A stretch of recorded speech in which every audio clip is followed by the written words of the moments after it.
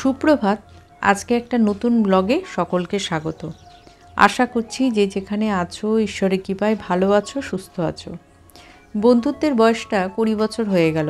একসাথে বেরিয়েছি ট্রেনে করে, আমি তাথই, মোহর আর সম্পি। না, বন্ধুত্বটা কিন্তু শুধুমাত্র আমার আর সম্পির মধ্যে নয়, আছে ভাস্বতী, নমিতা। শর্টে আমরা সম্পি নমি এইভাবে ডাকি। তুই তো বাদ যাচ্ছিস। আরে না, এটা ভিডিও উঠছে।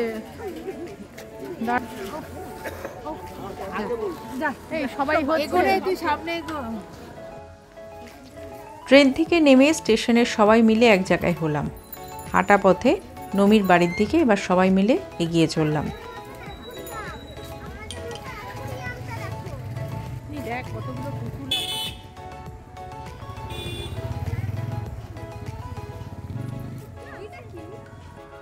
সন্ধেবেলা বসে পড়লাম সবাই মিলে একসাথে, কফি, চা আর স্ন্যাক্স নিয়ে। নমি বলল, যাওয়ার সময় সিঙ্গারা খাবি? গরম গরম সিঙ্গারা, এই দোকানে কিন্তু দারুণ ভাজে। তো নিয়ে এলো নমি, একসাথে বসে পড়লাম। এর সঙ্গে অবশ্য চিপস, বিস্কুট সব কিছুই ছিল। এই আমেজটা কতদিন পর পেলাম। অপেক্ষায় ছিলাম কখন আমরা চারজনে একসাথে সবাই হব।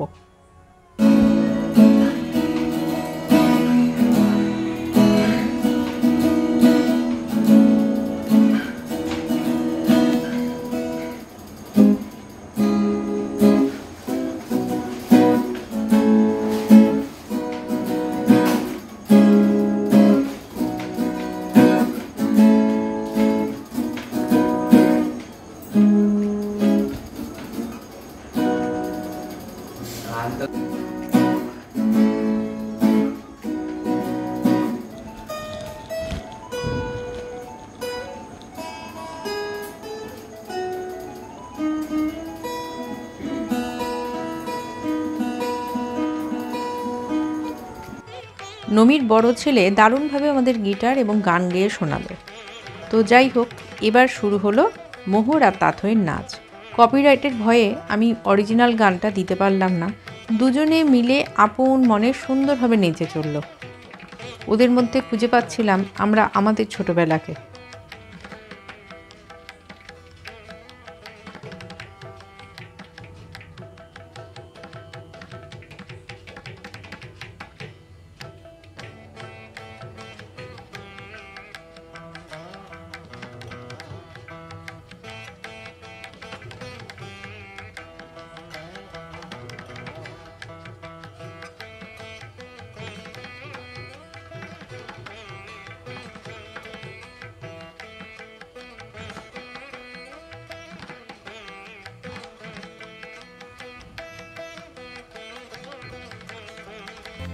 এরপরে শুরু হলো আমাদের সন্দীপন বাবুর নাচ। কিছুতেই আর মনে পড়ে না।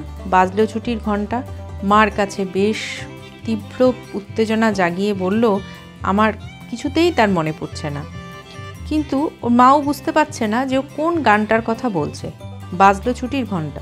ছোট্ট সন্দীপনের ভাষায় প্রকাশ করতে পারছে না যে কি করে বোঝাবে সে ওই গানটারই নাচটা করতে চায়।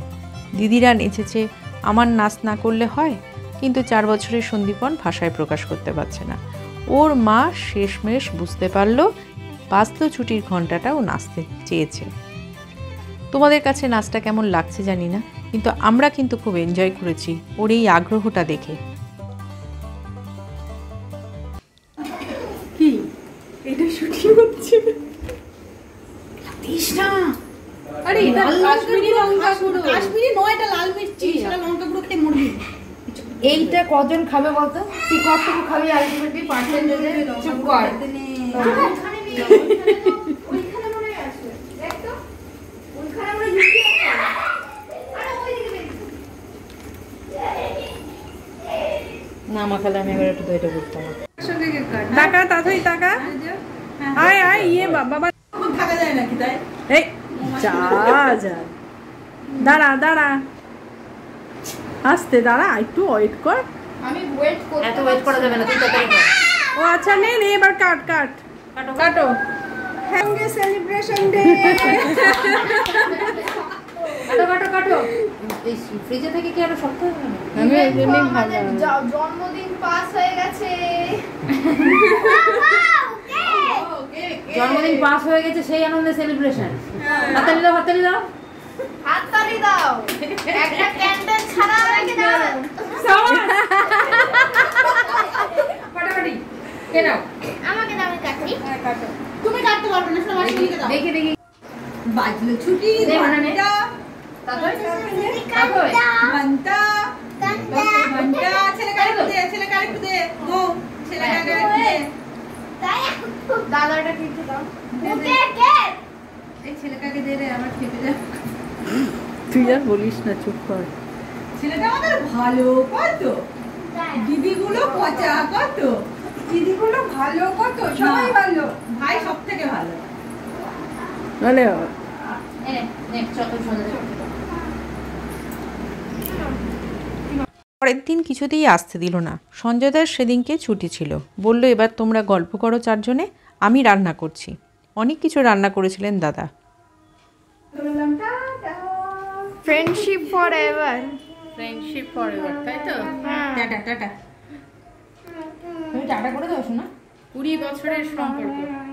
চলো তুমিও পাপার আমাদের সঙ্গে সাথে বেরো আমরাও যাবে? বেরো একসঙ্গে তুমি বেরো কি আমাদের সাথে যাবে? না না ও পাপার সঙ্গে বেরো আমরা বেরোই একসাথে বেরোই না না, ওই কি বলে, ও কি যাবে? তুই তাই বল না, আমার সাথে আমার বাড়ি যাবি শোনা?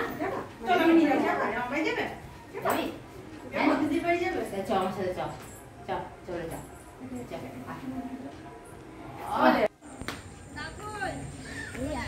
আসছে আসছে। একটু আস্তে হাঁটো। আস্তে হাঁটতে বলছে।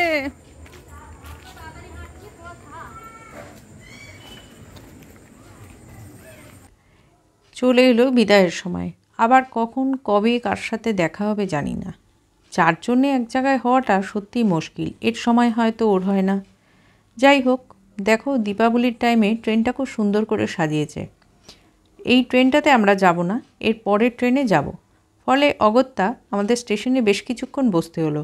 আর অগত্যাই বা বলছি কেন, এটাও তো একটা টাইম কাটানোর জায়গা। এরপরে যে যেখানে যার মতো চলে যাব। ফিরে যাওয়ার সময় একটা জিনিস বারবার মনে হচ্ছিল, 20 বছর হয়ে গেল বন্ধুত্বের। সত্যি একটা অদ্ভুত অনুভূতি। জানি না এই ব্লগে তোমরা কতটুকু কি এনজয় করছো, তবে আমি কিন্তু ব্যক্তিগতভাবে আমি এবং আমরা সবাই মিলে এই ব্লগটার মধ্যে আমরা একত্রিত হয়ে থেকে গেলাম সারা জীবন। ছবি নষ্ট হয়ে যায়, কিন্তু আশা করছি আমার এই ছোট্ট ব্লগটা সারা জীবন থেকে যাবে।